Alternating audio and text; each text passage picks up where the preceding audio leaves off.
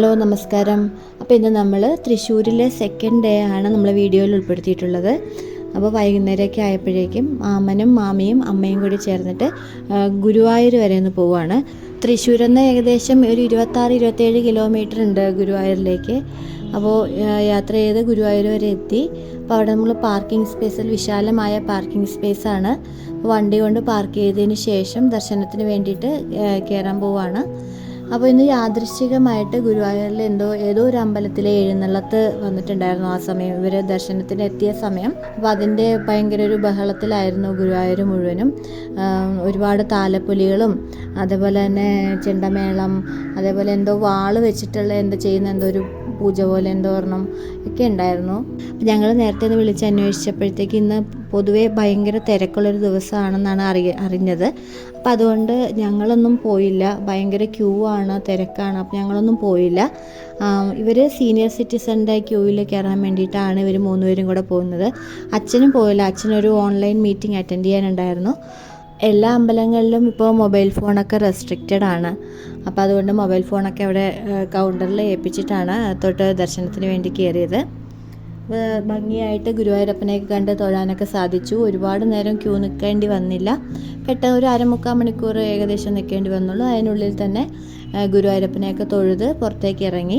അപ്പോൾ അമ്പലത്തിൻ്റെ ഇരുവശങ്ങളിലൊക്കെ ആയിട്ട് ധാരാളം കടകളൊക്കെ ഉണ്ട്. നമുക്ക് സാധനങ്ങൾ, പ്രതിമകളും അതുപോലെ മയിൽപ്പീലി അതുപോലത്തെ സാധനങ്ങളൊക്കെ മേടിക്കാൻ ഒരുപാട് കടകളൊക്കെ ഉണ്ട്. ഗുരുവായൂരിലെ കടകളിലൊക്കെ വില കൂടുതലാണ്. എങ്കിലും നമുക്ക് മറ്റുള്ള സ്ഥലങ്ങളെ അപേക്ഷിച്ച് കുറച്ച് പ്രത്യേകതയുള്ള സാധനങ്ങളൊക്കെ നമുക്ക് ഇവിടെ നിന്ന് മേടിക്കാൻ പറ്റും. അപ്പോൾ മാമിയും അമ്മയും കൂടി ചേർന്നിട്ട് 1-2 സാധനങ്ങൾ മാത്രമാണ് മേടിച്ചത്. അപ്പോൾ ദർശനമൊക്കെ കഴിഞ്ഞു, ഭംഗിയായി തിരിച്ച് കാറിലേക്ക് മടങ്ങുകയാണ്. ഇനി അവർ പോകുന്നത് പെരിങ്ങോട്ടുകരയിലേക്കാണ്. നിങ്ങൾ കേട്ടിട്ടുണ്ടാകും, പെരിങ്ങോട്ടുകര ദേവസ്ഥാനം എന്ന് പറഞ്ഞിട്ട് വിഷ്ണുമായ ടെമ്പിളാണ്. ഫേമസ് ആയിട്ടുള്ള ഒരു ടെമ്പിളാണ്. തൃശ്ശൂർ ജില്ലയിലെ താന്ന്യം എന്ന് പറയുന്നൊരു പഞ്ചായത്തിലാണ് ഈ പെരിങ്ങോട്ടുകര എന്ന് പറയുന്ന ഗ്രാമം സ്ഥിതി ചെയ്യുന്നത്. നമ്മുടെ 4 അമ്പലങ്ങളിലൊന്നായ തൃപ്രയാർ ശ്രീരാമസ്വാമി ക്ഷേത്രത്തിൻ്റെ കിഴക്ക് വശമായിട്ടാണ് ഈ ഗ്രാമം സ്ഥിതി ചെയ്യുന്നത്.